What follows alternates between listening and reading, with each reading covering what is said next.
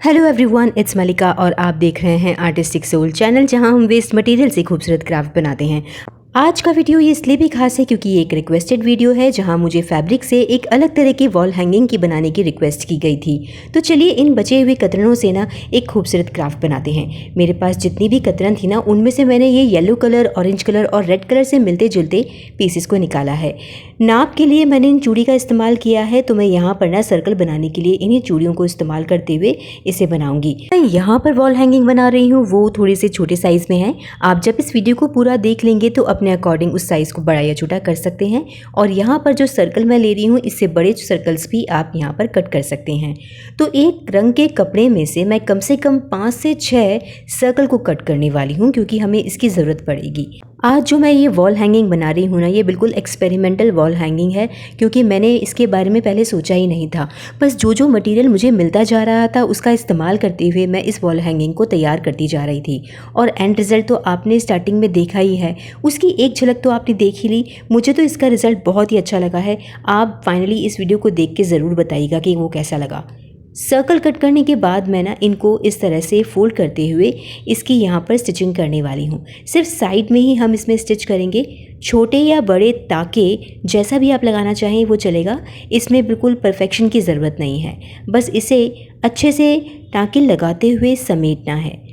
हम चाहते तो यहाँ पे इसे ग्लू लगाकर भी पेस्ट कर सकते थे, लेकिन हमें क्योंकि इसी तरह का काम करना है, इसीलिए हमने यहाँ पर स्टिचिंग का यूज़ किया है।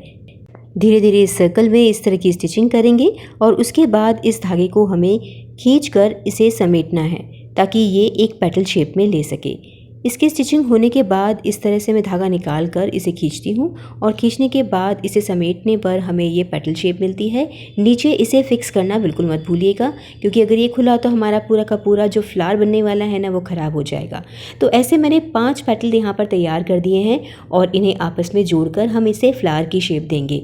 मैंने इसे बहुत ही अच्छे से आपको डिटेल में बताया है, ताकि आप समझ सकें कि जब भी आप इस तरह का फ्लावर बनाएं तो उसमें किस तरह की स्टिचिंग करके उन्हें जोड़ना है। एक चीज़ और भी है कि हमें इसे बिल्कुल एकदम से पास बिल्कुल अड़ा के स्टिच नहीं करना है। इसमें हल्का सा ना बीच में थोड़ा सा गैप रहेगा। जब ये 5 पेटल्स एक बार एक धागे में आ जाएंगी तो ये बीच में आपको एक गैप दिख रहा है, हम इसे छोड़ेंगे। तो इस तरह से मैंने ना अलग अलग कपड़े का इस्तेमाल करके अलग अलग फ्लावर्स बना लिए हैं। कुछ वेलवेट के हैं, कोई सिल्क के हैं और कुछ सैटिन के। तो सैटिन वाला मुझे काफ़ी अच्छा लगा इसमें से। आप जब इसे बनाएंगे ना तो उसमें सैटिन का ही इस्तेमाल करके इसे पूरा कंप्लीट कर सकते हैं। इसके बाद मैं यहाँ पर ले रही हूँ कुछ बटन्स नहीं हो तो कार्डबोर्ड को इस तरह 3-4 लेयर में जोड़ते हुए मोटी एक परत बना लीजिएगा, या फिर आप एक मोटा कार्डबोर्ड लेकर भी उसकी लेयरिंग कर सकते हैं। यहाँ पर मैंने एक रफ क्लॉथ लिया है रेड कलर का, और इसमें से हम बटन को डालकर एक और बटन बनाने वाले हैं। थोड़े पफी बटन बनाएंगे, तो उसके बनाने का तरीका भी आप सीख लीजिए। मैंने यहाँ पर स्क्वायर पीस कट किया है, थोड़ी सी कॉटन ली है और इसे बिल्कुल बीचों बीच रखा है। उसके बाद जो हमारा बटन है उसे भी हम रख देंगे। अब इस कपड़े को समेटेंगे और इस बटन को हम ज़रा ट्विस्ट करेंगे। ट्विस्ट करने से ये एकदम टाइट हो जाएगा और बटन की ही शेप ले लेगा। इसके बाद सुई धागे की हेल्प से इसे जॉइन कर लेंगे और धागे को इस तरह से कस कर लपेटेंगे, ताकि ये अच्छे से शेप ले ले। तो ये एक पफी बटन तैयार हो गया है। ऐसे मैंने जितने मेरे पास फ्लावर्स हैं उतने ही बटन तैयार कर लिए हैं। अब इसके बाद हमें क्या करना होगा कि हम लेंगे एक कार्डबोर्ड। जो हमने फ्लावर्स तैयार किए हैं उनको एक कार्डबोर्ड पर शेप देते लगाना है, लेकिन उससे पहले हमें ये देखना होगा, एक अंदाज़ा लेना होगा कि हमारे फ्लावर्स कितना एरिया लेंगे। तो एक रफली मैंने आइडिया लेने के लिए इन फ्लावर्स को इस तरह से सर्कल में रख के एक थोड़ा थोड़ा निशान लगाकर कार्डबोर्ड पर रख लिया है। अब जब हमारे पास ये मार्किंग आ चुकी है तो हम इसे अब पूरी तरह से शेप देना स्टार्ट करेंगे। यहाँ पर हम बनाने वाले हैं एक फ्लावर पॉट। तो ऊपर के एरिया को छोड़ के हम नीचे वाली चीज़ में, यानी इस फ्लावर पॉट को अच्छे से शेप देते हुए यहाँ पर इसे फाइनल करेंगे। इस बात का भी आपको ध्यान रखना होगा कि जैसा कि मैंने बताया, आपको फ्लावर्स रख के देखना बहुत ज़रूरी है, नहीं तो इसके अकॉर्डिंग साइज़ छोटा बड़ा हो सकता है। अब इसकी कटिंग कर ली है और इस एक्स्ट्रा पीस को भी मैंने इसी तरह से कर लिया है। हमें इसे अलग से लगाना होगा और इसको अब आप किस तरह से कवर करेंगे वो मैं आपको बताती हूँ।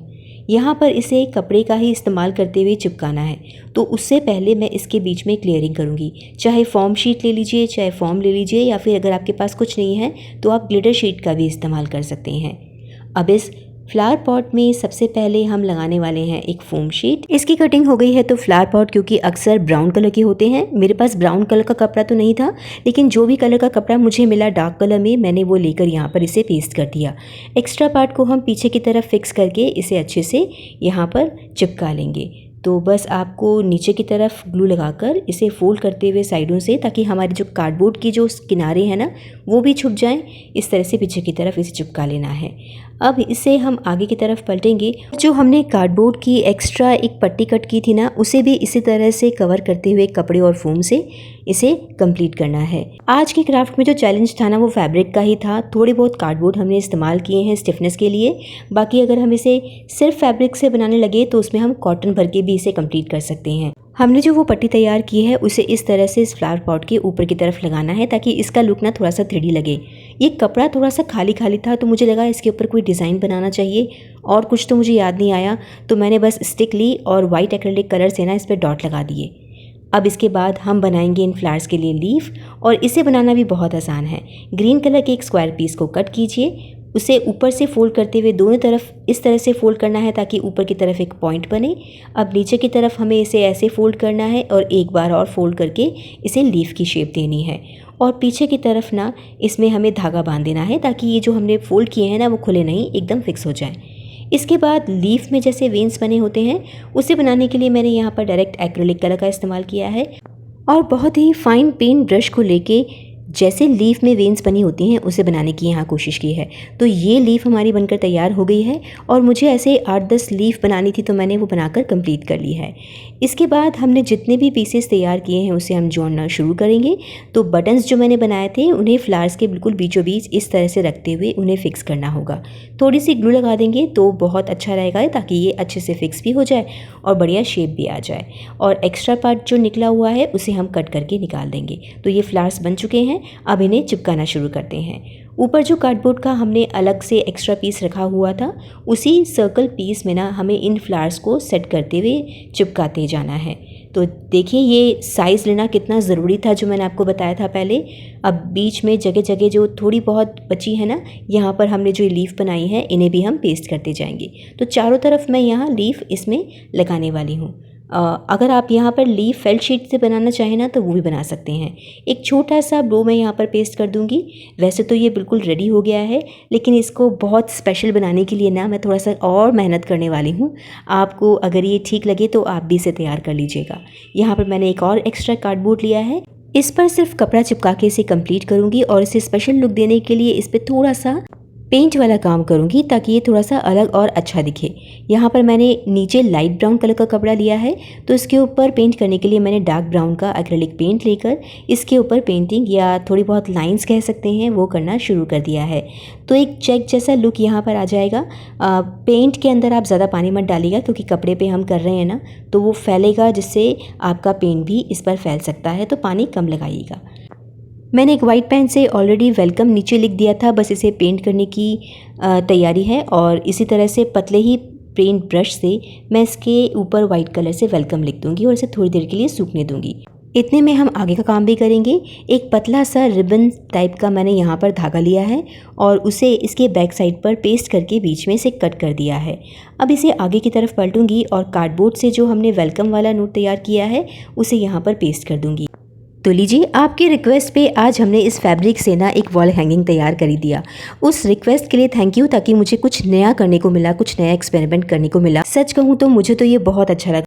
अब जिसने ये रिक्वेस्ट की थी उनको अच्छा लगा या नहीं लगा, उनके कमेंट को पढ़ के ही मुझे पता चलेगा, तो कमेंट ज़रूर कीजिएगा। और आप सभी को ये क्राफ्ट का आइडिया कैसा लगा मुझे ज़रूर बताना। अगले संडे को एक नए क्राफ्ट आइडिया के साथ फिर से कुछ नया लेके आने की कोशिश करूँगी। तब तक के लिए थैंक यू सो मच, और अगले संडे को ठीक 2 बजे फिर से मिलेंगे एक नए क्राफ्ट आइडिया के साथ। तब तक के लिए कीप क्राफ्टिंग।